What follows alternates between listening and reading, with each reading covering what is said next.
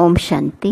25 मई की बाबा की मुरली, अव्यक्त मुरली, रिवाइज तारीख 4 सितंबर 2005।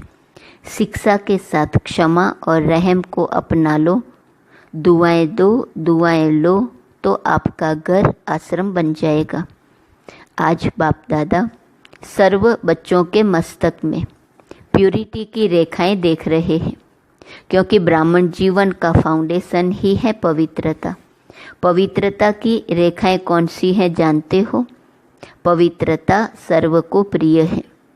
पवित्रता सुख, शांति, प्रेम, आनंद की जननी है।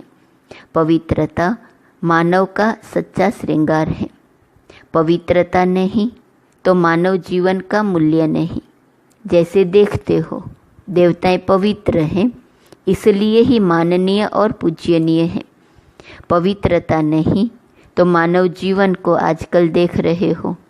बाप दादा ने आप सभी बच्चों को ब्राह्मण जन्म का वरदान यही दिया, पवित्र भव, योगी भव। जिस आत्मा में पवित्रता है उसकी चाल चलन चेहरा चमकता है। इसलिए पवित्रता ही जीवन को श्रेष्ठ बनाने वाली है। वास्तव में आप सब बच्चों का आदि स्वरूप पवित्रता है, अनादि स्वरूप भी पवित्रता है। ऐसी पवित्र आत्माओं की विशेषता उनकी जीवन में सदा पवित्रता की पर्सनालिटी दिखाई देती है। पवित्रता की विशेषता बाबा ने क्या बताई? एक, पवित्रता सर्व को प्रिय है। दूसरा, ब्राह्मण जीवन का फाउंडेशन पवित्रता है। तीसरा, पवित्रता सुख, शांति, प्रेम, आनंद की जननी है। चौथा, मानव का सच्चा श्रृंगार है। पांचवा, इसी के कारण मानव जीवन अमूल्य है। पवित्रता के कारण जहाँ पवित्रता है वहाँ चेहरा चलन चाल चमकता है। पवित्रता जीवन को श्रेष्ठ बनाने वाली है।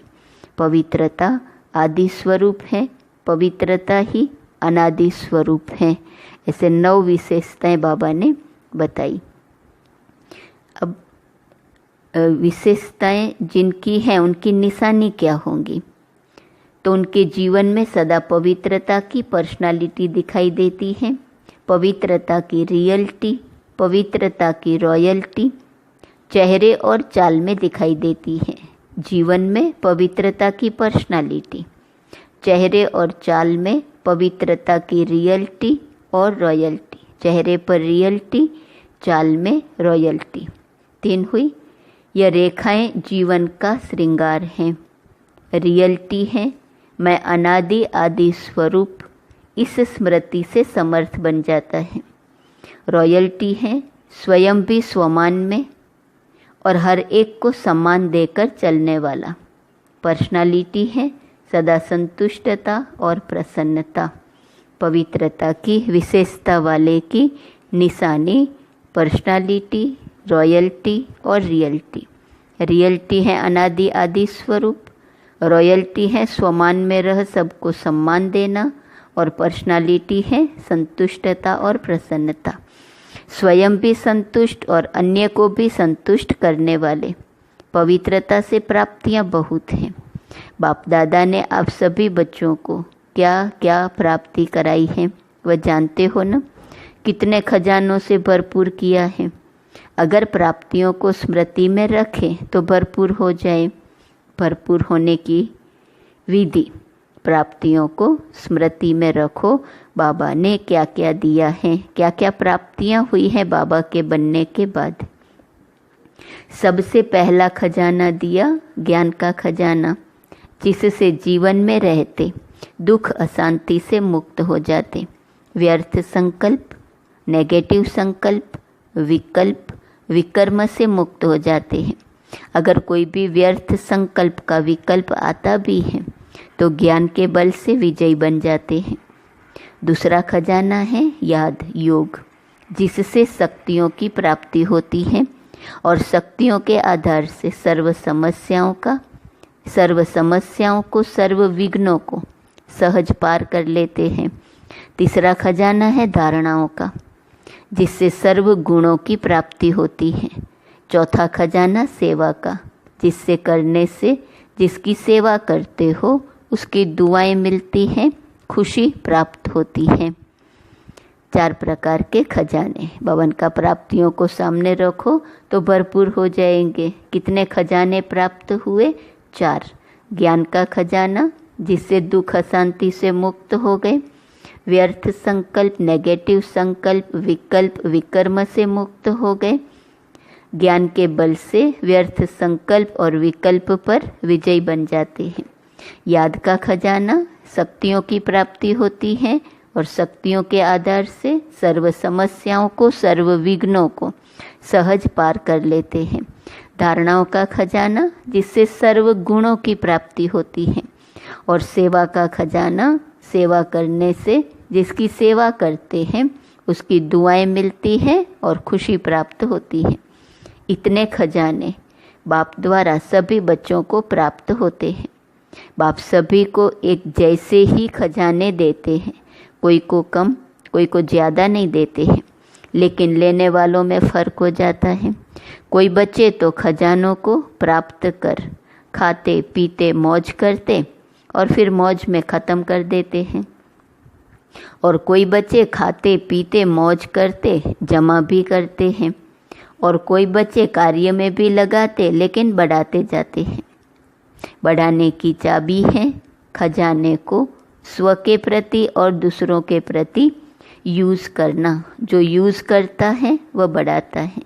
तो अपने आप से पूछो कि ये विशेष खजाने जमा है, जो 4 प्रकार के खजाने बाबा ने बताए, उसको कैसे यूज़ करना है। तो 3 प्रकार के बच्चे बाबा ने बताए। कोई खाते पीते मौज करते, मौज में ख़त्म कर देते। दूसरे हैं खाते पीते मौज करते, जमा भी करते हैं।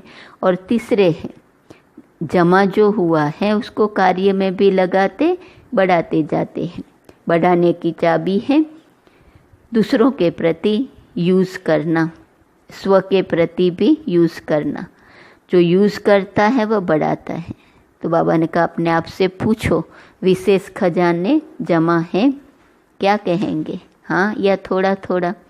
जिसके पास यह खजाने जमा हैं वह सदा भरपूर रहता है। कहा ना, प्राप्तियों को स्मृति में रखेंगे तो खजानों से भरपूर रहेंगे। तो सिर्फ स्मृति में रखने की बात नहीं है, उसको यूज़ करना है।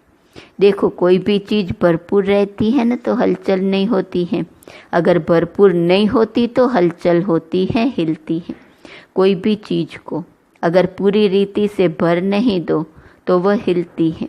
तो यहाँ भी अगर सर्व खजानों से भरपूर नहीं है तो हलचल होती है।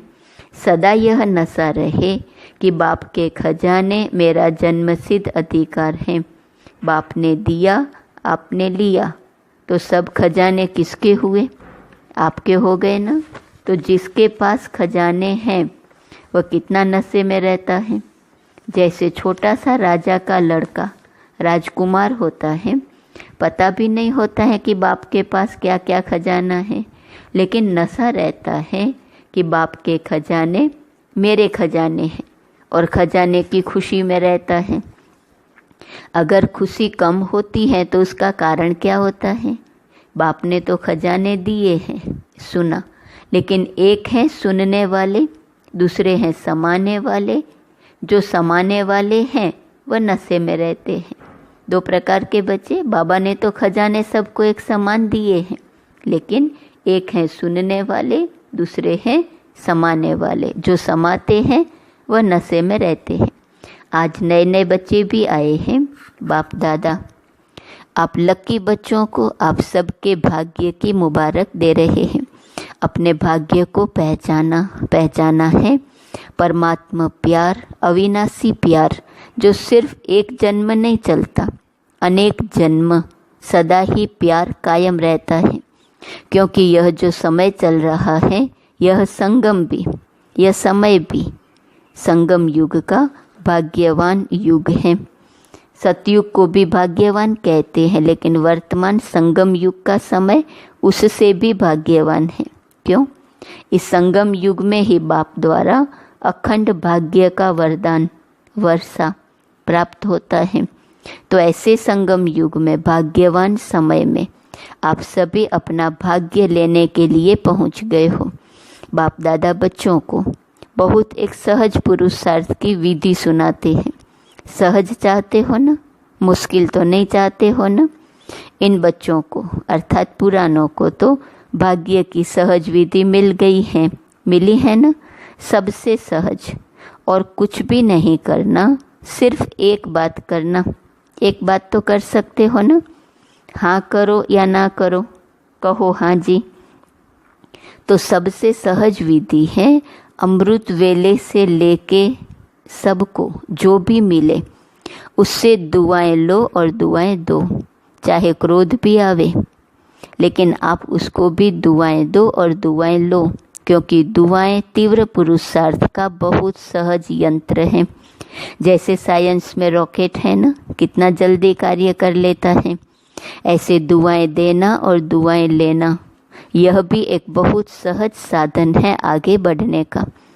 अमृत वेले बाप से सहज याद से दुआएं लो और सारा दिन दुआएं दो और दुआएं लो। यह कर सकते हो? कर सकते हो तो हाथ उठाओ। कोई बद दुआ दे तो क्या करेंगे? आपको बार बार तंग करे तो देखो, आप परमात्मा के बच्चे, दाता के बच्चे दाता हो ना, मास्टर दाता तो हो। तो दाता का काम क्या होता है? देना। तो सबसे अच्छी चीज़ है दुआएं देना, कैसा भी व्यक्ति हो, लेकिन है तो आपका भाई बहन। परमात्मा के बच्चे तो भाई बहन हो ना, तो परमात्मा का बच्चा है, मेरा ईश्वरीय भाई है, ईश्वरीय बहन है, उसको क्या देंगे? बद दुआ देंगे क्या? बाप कभी बद दुआ देता है? देगा? देता है? हाँ या ना? हाँ ना करो, बहुत खुश रहेंगे। क्यों? अगर बद दुआ वाले को भी आप दुआ देंगे, वह दे न दे, लेकिन आप दुआ लेंगे तो दुख क्यों होगा? बाप दादा आप आए हुए बच्चों को एक वरदान देता है। वरदान याद रखेंगे तो सदा खुश रहेंगे। सुनाए वरदान? सुनेंगे? वरदान है, अगर आपको कोई दुख दे तो भी आप दुख लेना नहीं। वह दे लेकिन आप नहीं लेना, क्योंकि देने वाले ने दे दिया, लेकिन लेने वाले तो आप हो ना। देने वाला लेने वाला नहीं है। अगर वह बुरी चीज़ देता है, दुख देता है, अशांति देता है, तो बुरी चीज़ है ना। आपको दुख पसंद है? नहीं पसंद है ना, तो बुरी चीज़ हो गई ना। तो बुरी चीज़ ली जाती है क्या? कोई आपको बुरी चीज़ देवे, आप ले लेंगे? लेंगे? नहीं लेंगे ना, तो लेते क्यों हो? ले तो लेते हो ना। अगर दुख ले लेते हो तो दुखी कौन होता है? आप होते हो या वह होता है? लेने वाला ज़्यादा दुखी होता है। अगर अभी से दुख लेंगे नहीं तो अभी से अगर दुख लेंगे नहीं तो आधा दुख तो आपका दूर हो गया।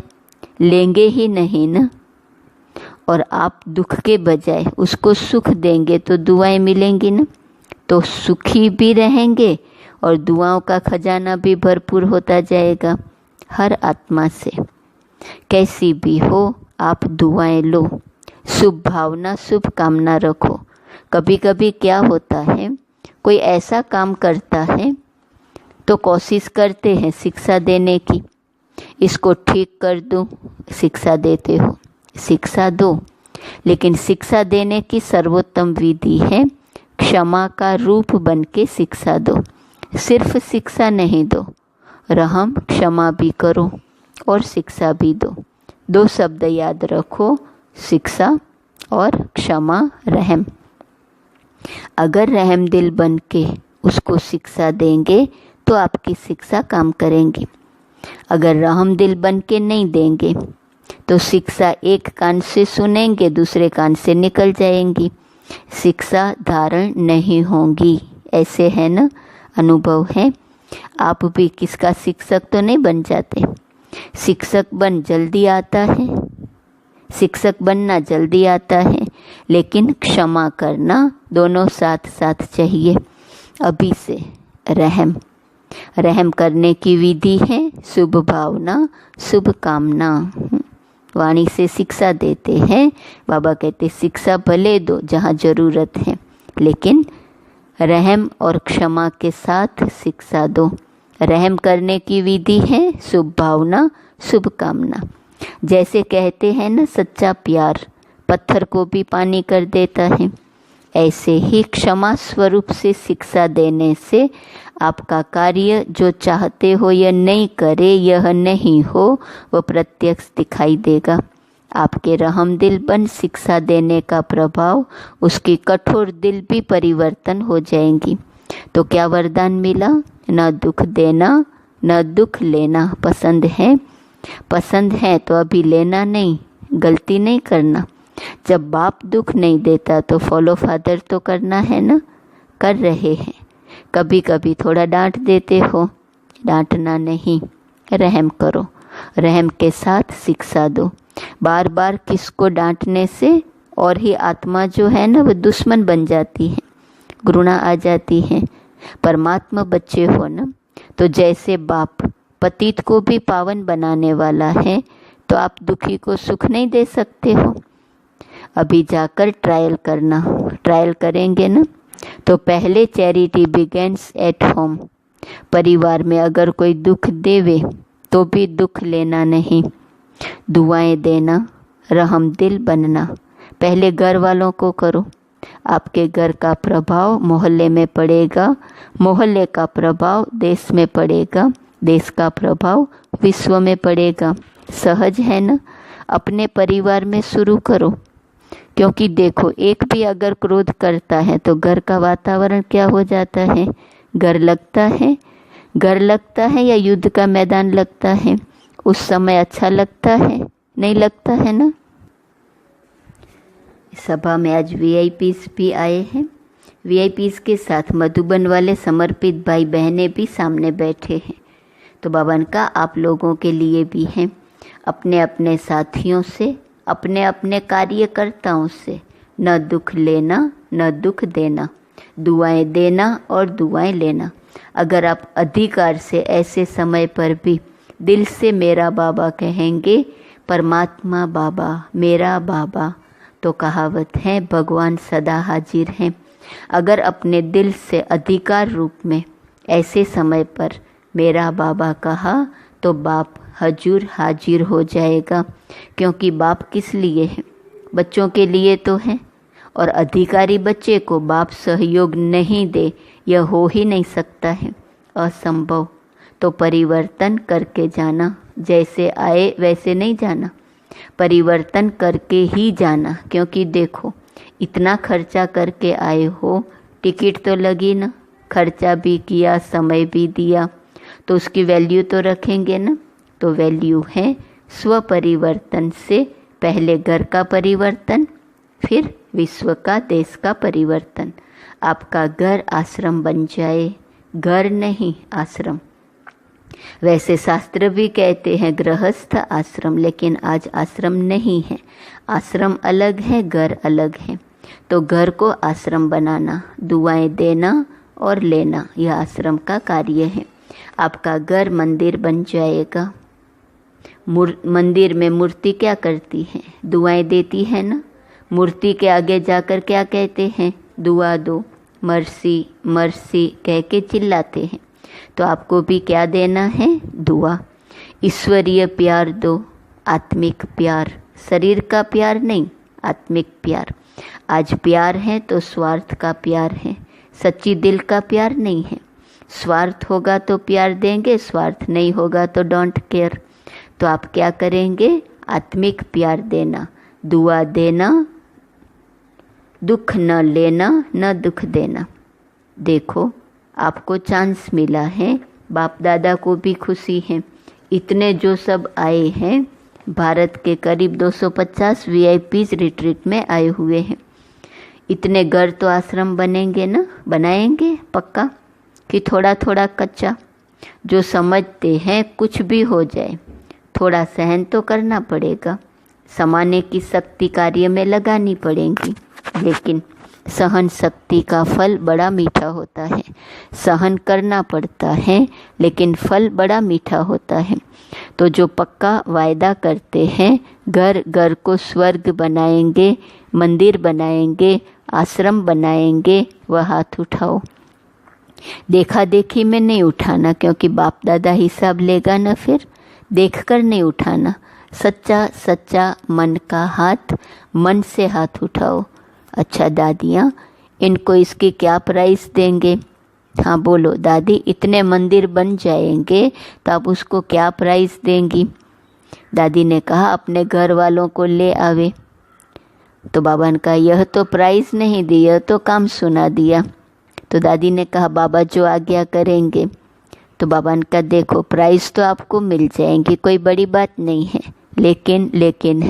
लेकिन बोले आप जाने के बाद अपनी धारणा से परिवर्तन करना और 15 दिन के बाद, मास के बाद अपनी रिजल्ट लिखना। जो 1 मास भी दुख नहीं लेगा न देगा, उसको बहुत अच्छी प्राइस देंगे। अगर आप आएंगे तो मुबारक हैं, अगर नहीं आ सकेंगे तो सेंटर पर भेजेंगे। अच्छा, चारों ओर के देश विदेश के बच्चों की याद बाप दादा को मिली है, चाहे फ़ोन द्वारा याद भेजी है, चाहे पत्र द्वारा, चाहे दिल में याद किया है। तो बाप दादा सभी बच्चों को, चाहे भारत के चाहे विदेश के, रिटर्न में दुआएं और याद प्यार पदम गुणा दे रहे हैं।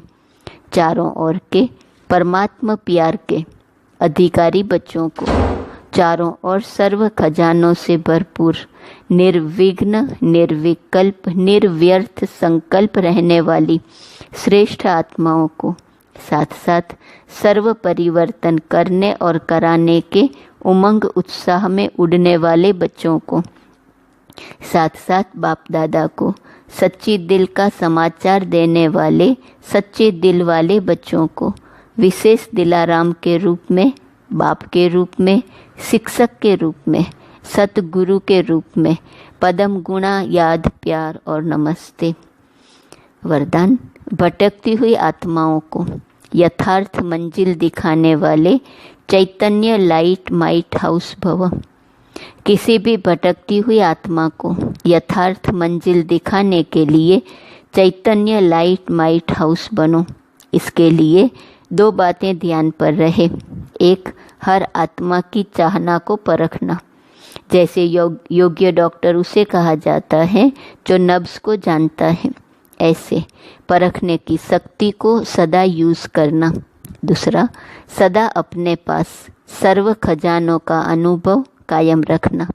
सदा ये लक्ष्य रखना कि सुनाना नहीं है, लेकिन सर्व संबंधों का, सर्व शक्तियों का अनुभव कराना है। स्लोगन, दूसरों की करेक्शन करने के बजाय एक बाप से ठीक कनेक्शन रखो।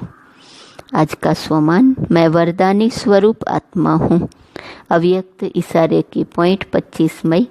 अपना निजी स्वरूप व वरदानी स्वरूप सदा स्मृति में रहे तो अपवित्रता और विस्मृति का नाम निशान समाप्त हो जाएगा। विस्मृति व अपवित्रता क्या होती है? अब इसकी अविद्या होनी चाहिए, क्योंकि यह संस्कार व स्वरूप आपका नहीं है, बल्कि आपके पूर्व जन्म का था। अभी आप ब्राह्मण हो, ये तो शूद्रों के संस्कार व स्वरूप हैं। ऐसे अपने से भिन्न अर्थात दूसरे के संस्कार अनुभव होना, इसको कहा जाता है न्यारा और प्यारा। ओम शांति।